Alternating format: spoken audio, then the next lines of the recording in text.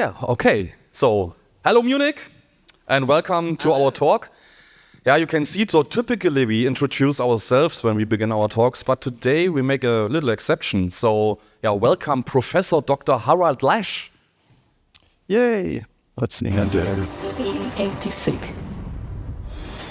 Abend zusammen. Willkommen bei Lesch Kosmos. Unser Thema heute Deepfakes, eine Technologie, mit der man praktisch jeden alles sagen lassen kann, und zwar in Echtzeit. Das klappt ja wunderbar. Mit dieser Technik kann ja jeder eine Wissenschaftssendung moderieren, sogar du. Ich und eine Wissenschaftssendung? Was für eine absurde Idee. Aber wenn meine Stimme da nicht wäre, dann könnte man mich wirklich für dich halten. Und überleg mal, wenn man das woanders einsetzt, dann kann man damit ja eine völlig neue Dimension von Fake News schaffen. Das macht mir echt Sorgen. Die Möglichkeiten zu manipulieren sind damit ja schier unendlich. Ja, man könnte zum Beispiel irgendeiner Politikerin oder einem Politiker irgendwas in den Mund legen. Also was ganz Fieses. Und eine andere Regierung nimmt das dann ernst und drückt vielleicht auf den roten Knopf. Wie so oft waren andere schneller als du und haben genau das gemacht.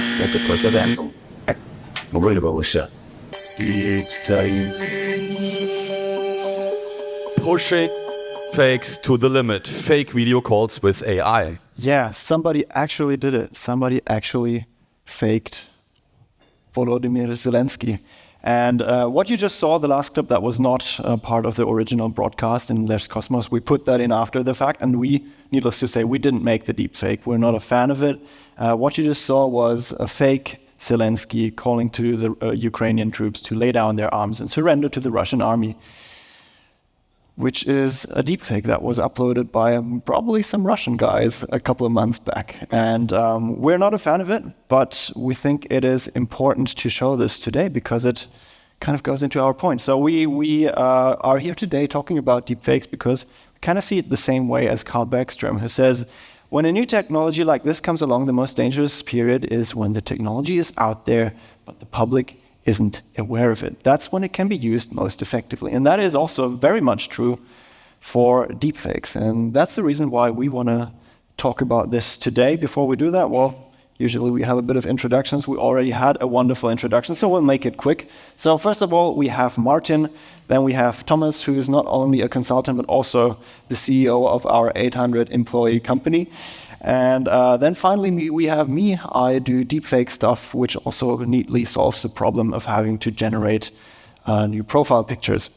So before we kick things off, let's start with a brief history of deepfakes. Where do they come from? What are they even? Yeah, let's have a look. So there is a long story about the evolution of deepfakes. So everything started around about 2017. There was a guy writing a thread about deepfakes. He was called Deepfaker, and he published some specific videos where he transferred his famous actresses into another movie genre. And things were going on, and then we had the first articles here. Wise Motherboard was one of the first publications telling something about deepfakes. So they say AI-assisted fake porn is here, and we are all, And it was in 2018 when a software named Deepfakes Lab was published on GitHub. And some very special features about that. You were only able to do face replacement with the software, and it was the approach of post-video processing. So you needed the original video, you need some recordings of the face you want to fake into the original video source, and furthermore, you can say it also has a very wide distribution. So you can say over 90-95% of all existing deepfakes are generated with Deepfakes Lab.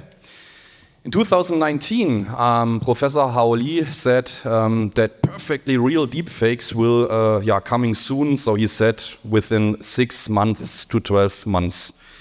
And the story went further. So at TNG, we asked ourselves, okay, can we do that in real time? And we made the first implementation of real-time deepfakes.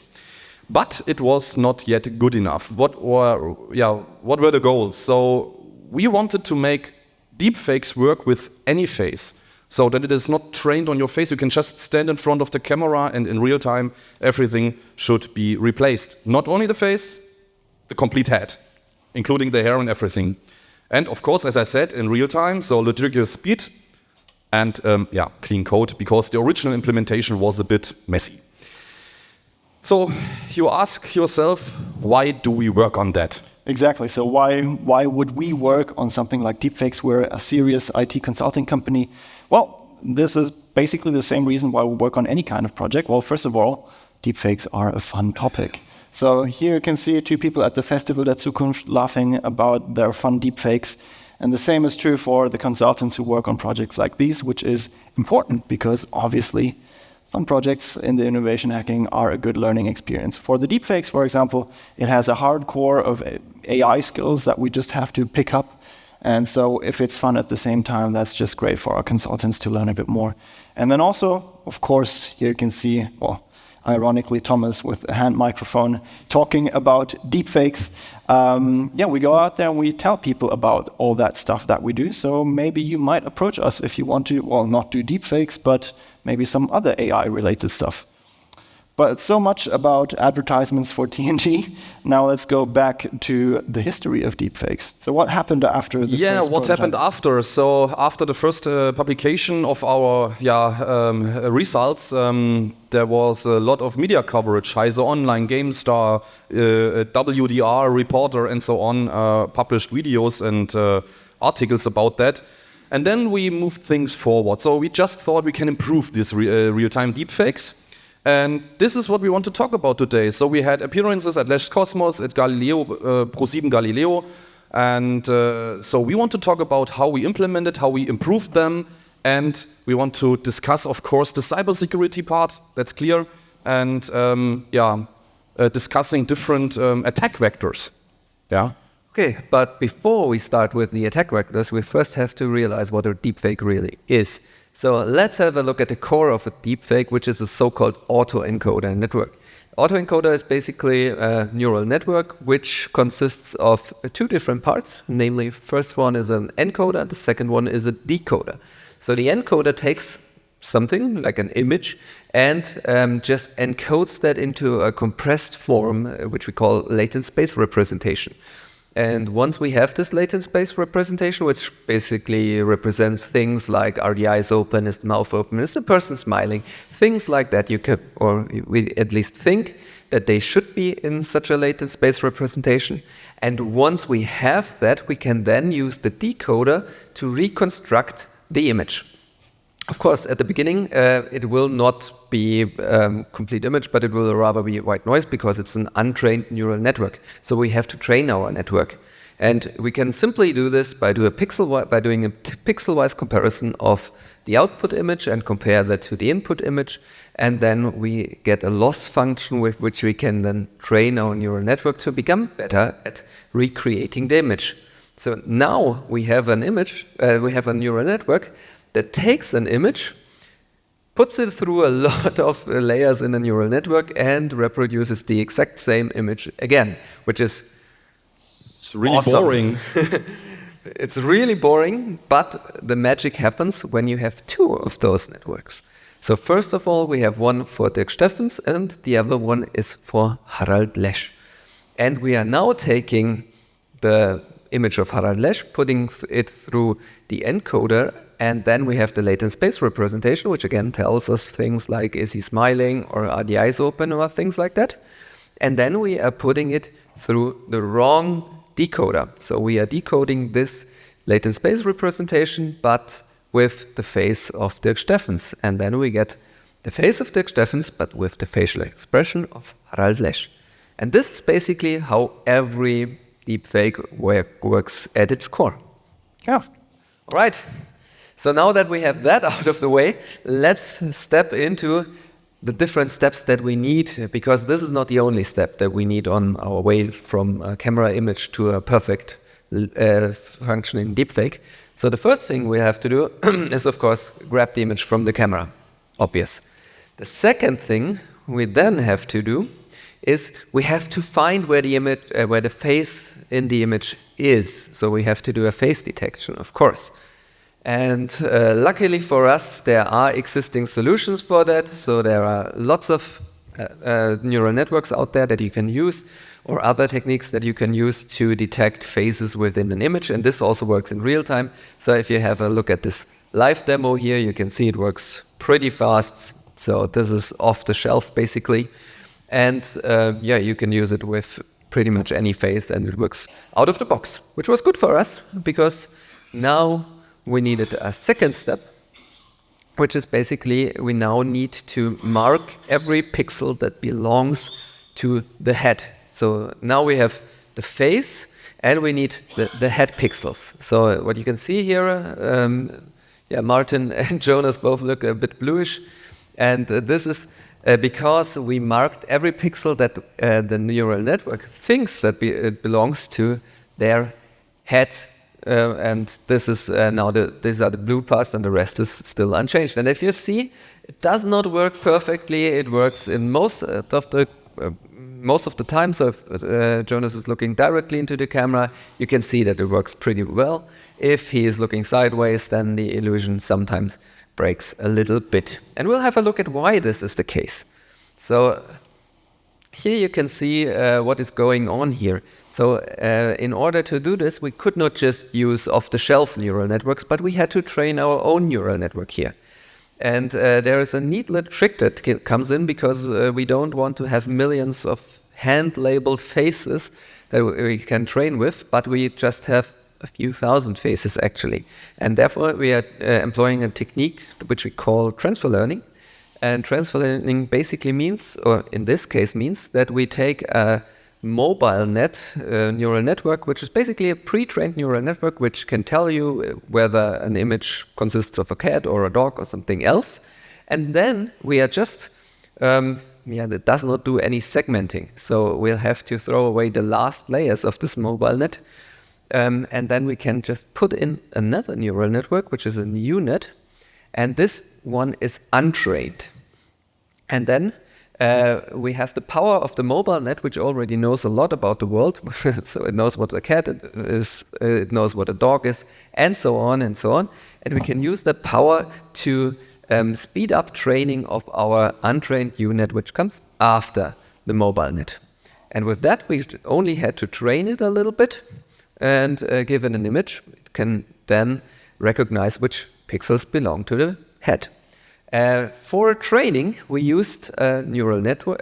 We used a data set which is called Celeb A Mask HQ, which is basically a hand-labeled set of faces. So you can see on the left side the faces of some celebrities, and on the right side you can then see the labeled results. And this was really handmade. So there were people just drawing each of these segments of the face, so that we have our data set. Of course, with that we only get a few thousand, so we have like 30,000 30,000 something faces in this data set. And this is also the reason why the illusion breaks when Jonas is looking sideways, because celebrities really don't like looking sideways into the camera, so we don't have any training data with that. All right, so now that we have that out of the way, the next step will be to replace the face. This is my favorite step, because it just eradicates Jonas's and Martin's face. Yeah, let's have a look at that. Let's have a look at that. And here you can see it. Isn't it beautiful? So you cannot see the faces of Jonas and Martin anymore. The reason for that is that we just used a technique called in-painting to basically just take the pixels from the surrounding of the head and just suck them into the area which is which we do not want to see anymore. The technique is based or was originated in photo restoration. So we're using this for normally restoring old photographs where we have some scratches, and we just said, okay, there's a huge scratch exactly where Jonas's face is, and then we can just apply this technique, and we will have the face replaced. It is not perfect, as you can see here, because it does not look like this is the real background.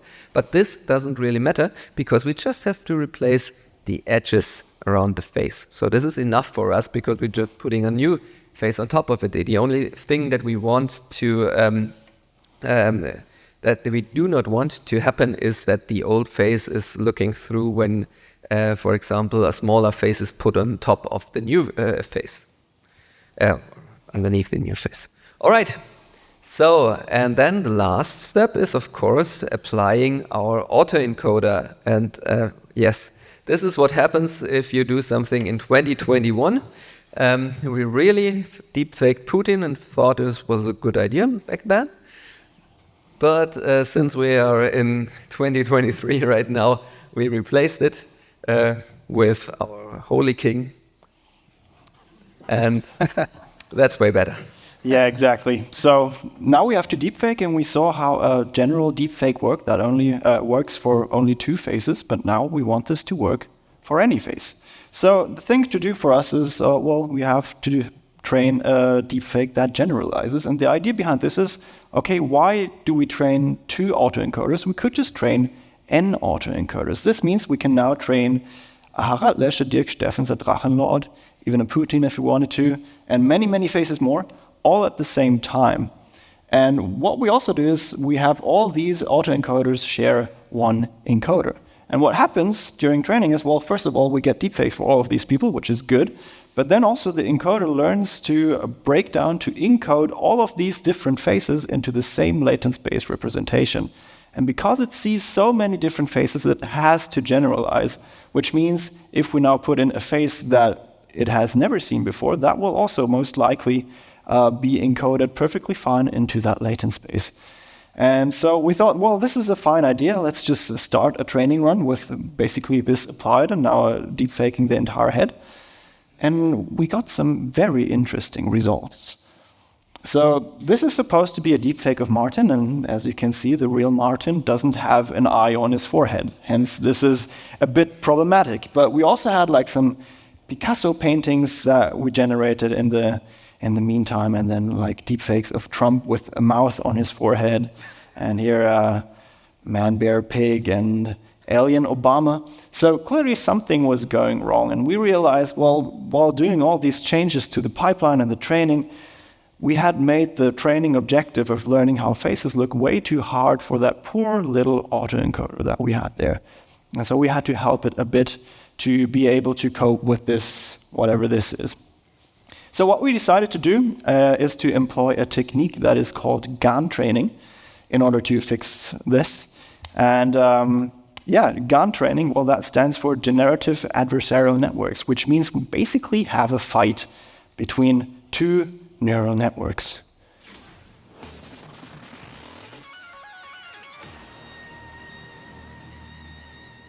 Foertsch. Yeah, that's pretty much how GAN training works. To have a more pragmatic look at how this looks in detail, we'll have a look at this nice graphic here. So now we have 2 neural networks in the training, not only one autoencoder, but we now call our autoencoder the generator because it generates fake faces for us, right? And now we have a second neural network, that is the so-called discriminator. And the only task of the discriminator is to tell whether a face is real or fake. So we have real faces from the dataset. We also have the fake faces that our autoencoder just generated. And we also train the discriminator to distinguish between those two, to basically classify something as real or fake. Now the real clue is we also at the same time train the generator to generate images that look real to the discriminator. So basically we have both of those neural networks competing against each other, fighting, if you will, starting from basically nothing, only learning from the data and becoming so good at what they do so that we at one point can generate perfectly photorealistic deepfakes. And we want to have a look at these perfectly photorealistic deepfakes right now. And so what you can see is now a deepfake of myself approximately 2 years ago. And you can see it looks kind of legit. The hair is a bit different, the face is a bit warped. But let's just change the face to somebody else. Okay, now we have our colleague Marcus. Let's see who else we got. Okay, now we have some woman, and you can also see in the background, Martin is also getting deepfaked, and it looks a bit weird on him. And also with this colleague, something weird seems to be happening with the faces. There's some weird kind of warping going on. So let's have a look exactly at what that is, Martin. Yeah, so in the first implementation, let's talk about the limitations we can see here. So this is one of the very first real-time deepfakes we ever created back then at the Big Tech Day of our company. And as you can see, when I'm smiling, for example, my face gets somehow distorted. And the skin, there are missing details, yeah. So you obviously can detect that as a deepfake in seconds, in milliseconds probably. Let's switch to the next slide where we can see there are much more limitations. So this is, maybe you can recognize that, Donald Trump deepfake. And yeah, as I raise my eyebrows and stuff like that, it's still distorted. And of course, if you have a look to the hair, yeah, it gets somehow transformed on my bald, and this looks very, very unrealistic. So the idea was born that we can probably improve that. And the first idea was, we help the AI, the neural network, just by wearing a toupee.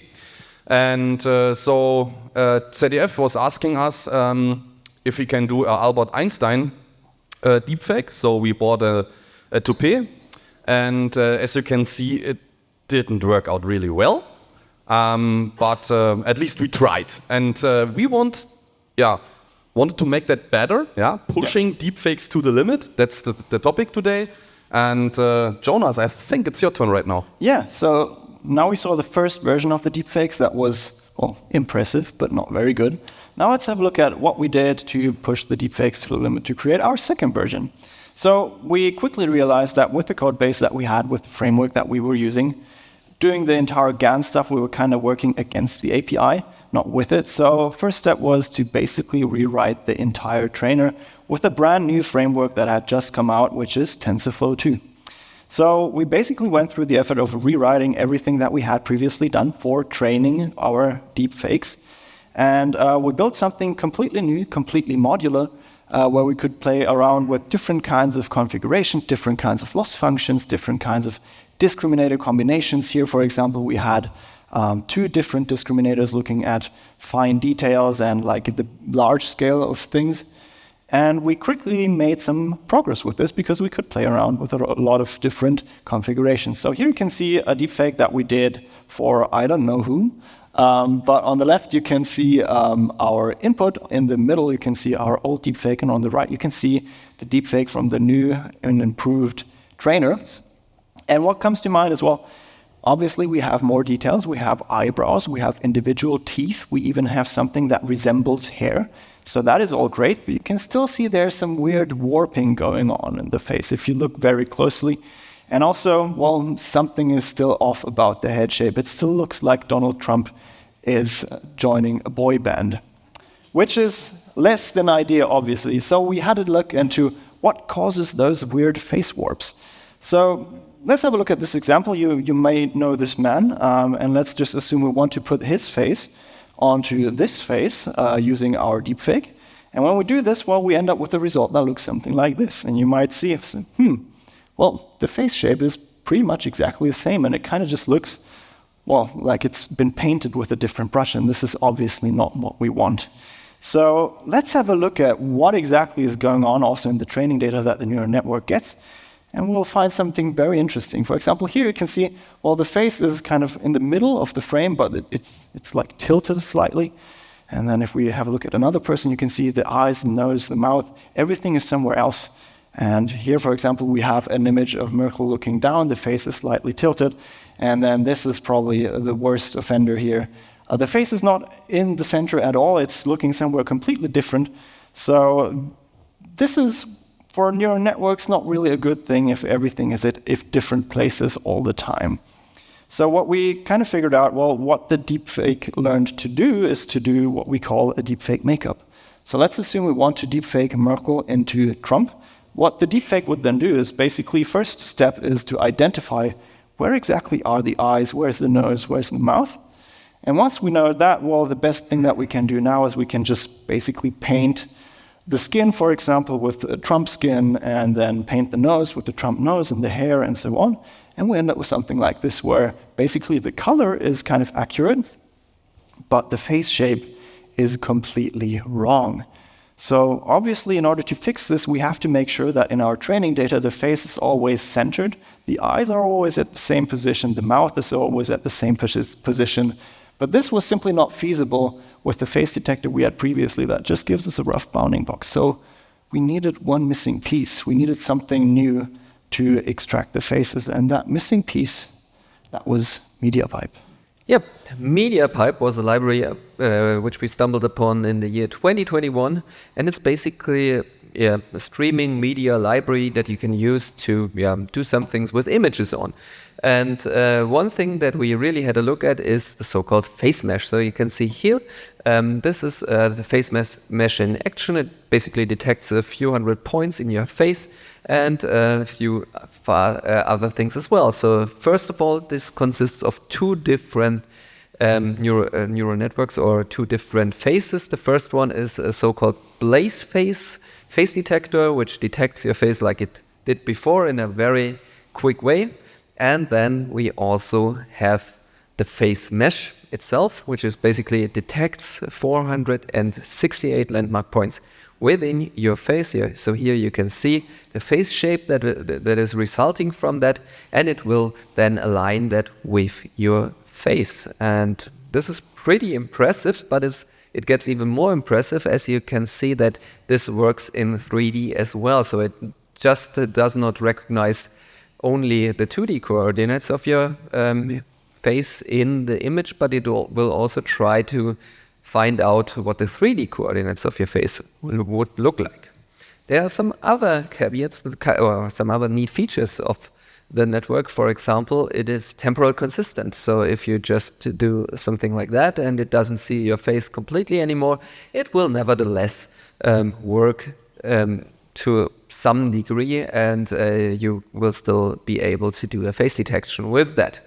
Or the second neat feature that we have is also that it's basically working with every human on the planet. So it was trained with pretty much all the human race, and this will make it work in every situation. All right, let's do a quick demo. Yeah, let's wait for that. That always takes a little bit to start, but we'll have a live demo any second now. But the good thing is now, because we have the face mesh, we can always tell where the eyes are, we can always tell where the mouth is, we can always tell where the nose is, and we can then crop out the face so that they are always going to be in the same position. And as you can see, while this works really well, I can do all kinds of funny facial expressions with the face mesh on myself. Now I can also move a little bit further away from the camera. That will still work. It will just track me. And this is really the missing piece that we needed to build an all-new training and inference pipeline. And we want to have a look at that one right now. So we still have to start out with the original image from the camera. There's no way around that.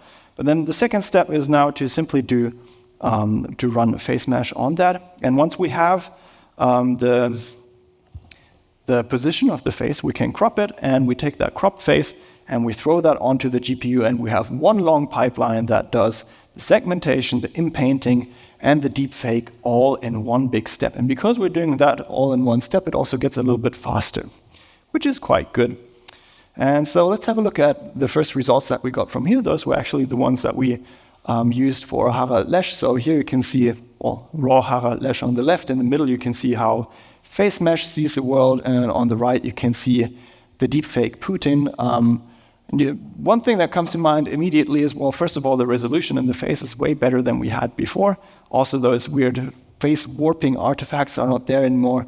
Granted, well, they have both kind of similar face shapes. But let's have a look at another example in our live demo here. So who am I right now? Okay.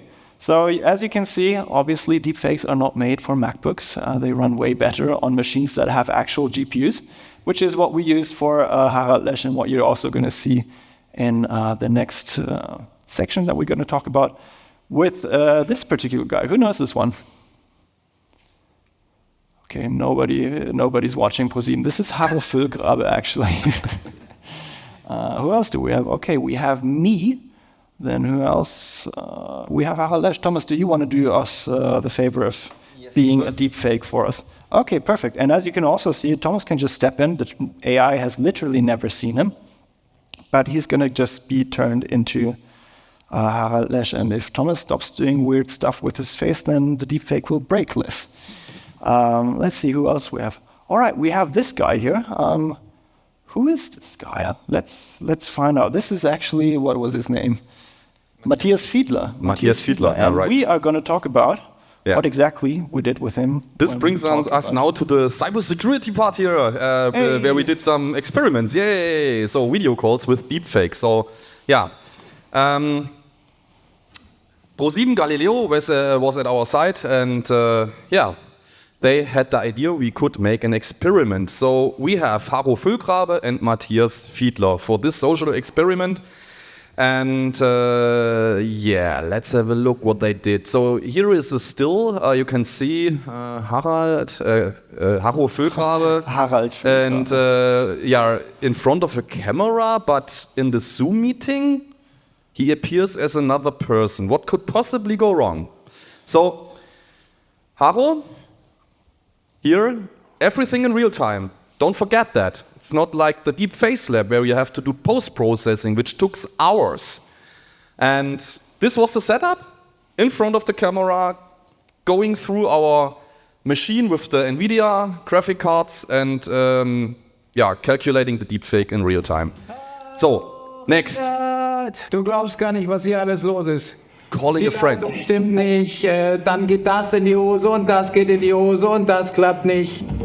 Die erste Hürde ist geschafft. Der Chatpartner schöpft keinen Verdacht. Dann gehen wir einen Schritt weiter. Haro alias Matthias schickt ihm eine Datei. Yeah, so, okay. Haro was phoning a friend of Matthias and he sent a file to him. So what do you think? Did he open the file or not? Yes. He opened it? Yeah? The deepfakes were good enough, you think? Yeah? Let's see. Sein Gegenüber öffnet das Dokument ohne zu zögern. Gefährlich. Im Fall eines echten Betrugs könnte es sich um einen Virus handeln. Richard tappt in die Falle. Hast du es bekommen? Jetzt habe ich es bekommen. Yeah, okay, so he sent the file, he opened the file, and you can imagine what that means if you're working for a company, and this is a perfect attack vector here.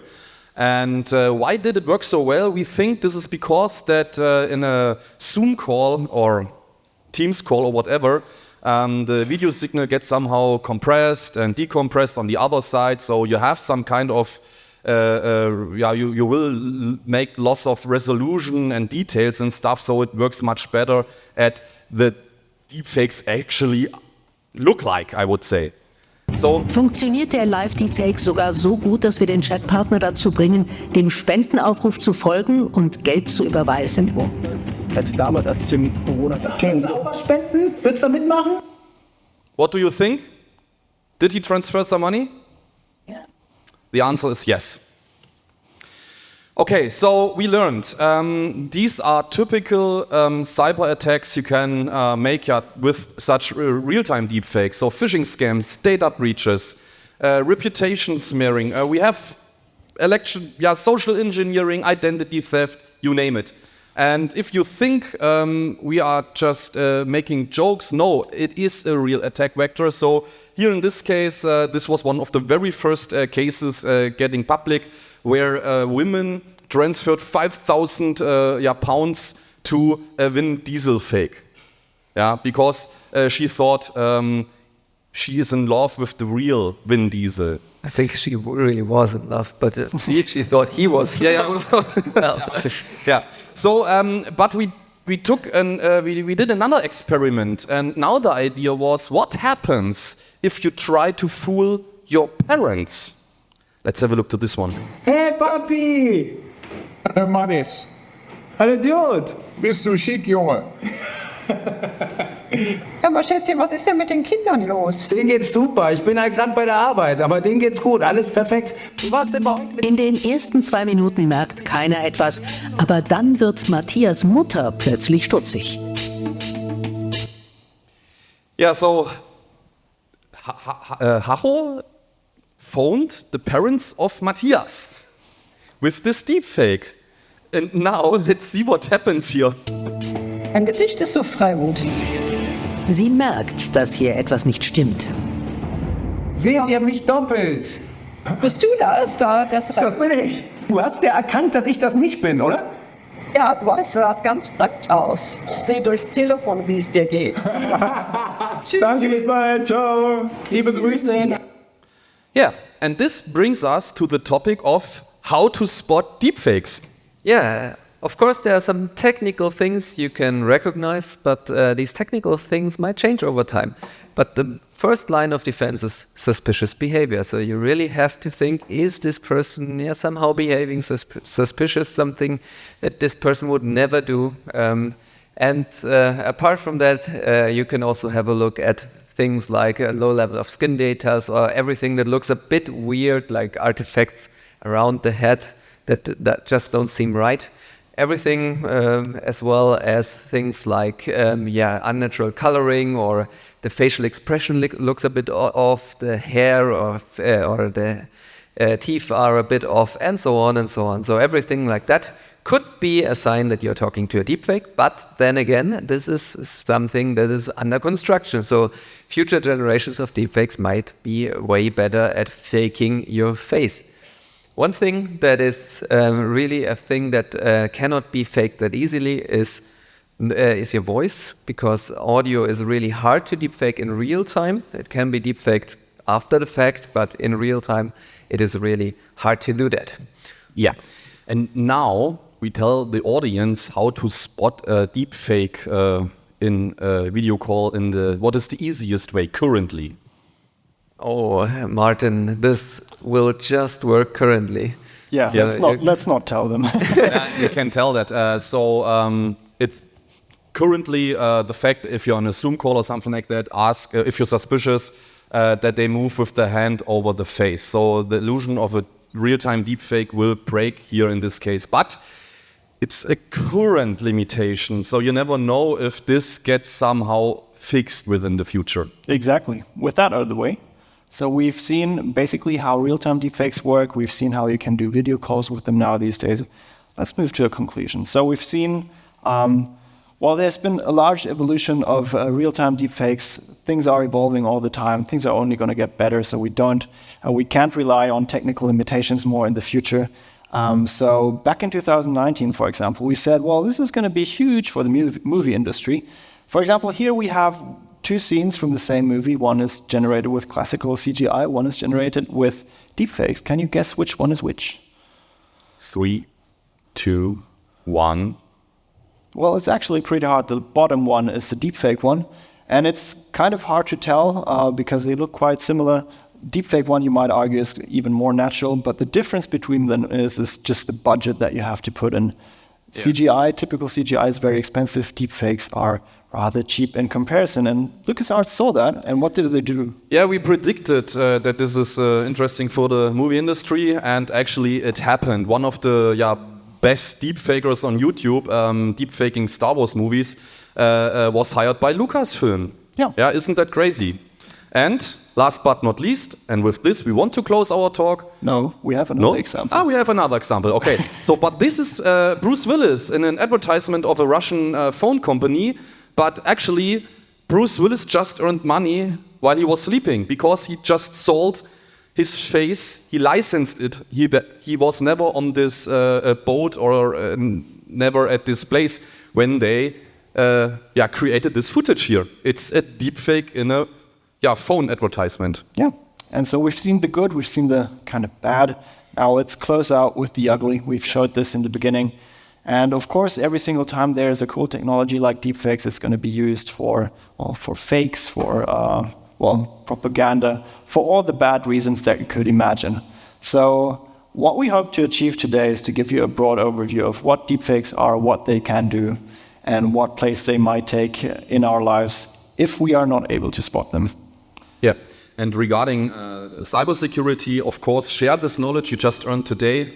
Tell people also those who are not in the fields of technology, and spread the word. Spread the word. Exactly. We also have a beautiful demo video that you can scan, but with that out of the way, that's all we have for you today. Thank you so much for being here this late. Thank you very much. Bye-bye. Thank you. Thank you. So, thank you so much for this closing talk. That was really, really interesting. For the last time today, do you have questions? I have a question. I have one as well. You want to go first? Okay. What would you recommend to avoid those deepfakes calls between people who know each other, like a secret, sharing a secret? You know, like, let's say, you know, you call your mom and you ask her how, you know, at which time was I born, or whatever, right? Would that be an option? Sure. I mean, the basic idea is video calls are not like safe anymore. You cannot trust them, basically. So we have to come up with some different solution for making sure that the person is actually who they claim they are. So for example, if you get a video call from Obama and you're a good friend with Obama and you think that's suspicious that he's FaceTiming you and asking you for money, I don't know, maybe give them an actual call on your phone, text them, let them know that something's up. There's always going to be a way that you can actually backtrack and see if that's the actual person calling you. The important thing is just don't trust a video call anymore. And do you think the conclusion out of it is that when we have, let's say, some important things like negotiations, we should do it in person again? That is a very good question. And I mean, there was this one incident in Berlin where there was a fake video call with a fake Klitschko. And well, how did this happen? A couple of things went wrong before. They got an email from like some random email address claiming to be Klitschko, and then they set up a video call, and then all of this happened. And I guess the bottom line is you just have to, well, you can't just trust the video to be real. You just have to have other measures to make sure that the person is actually who they claim they are. So some other factors might also be important. So just don't trust the video alone. Like with MFA, you can have a multi-factor verification that this is the real person you are talking to. Exactly. Okay, so thank you so much.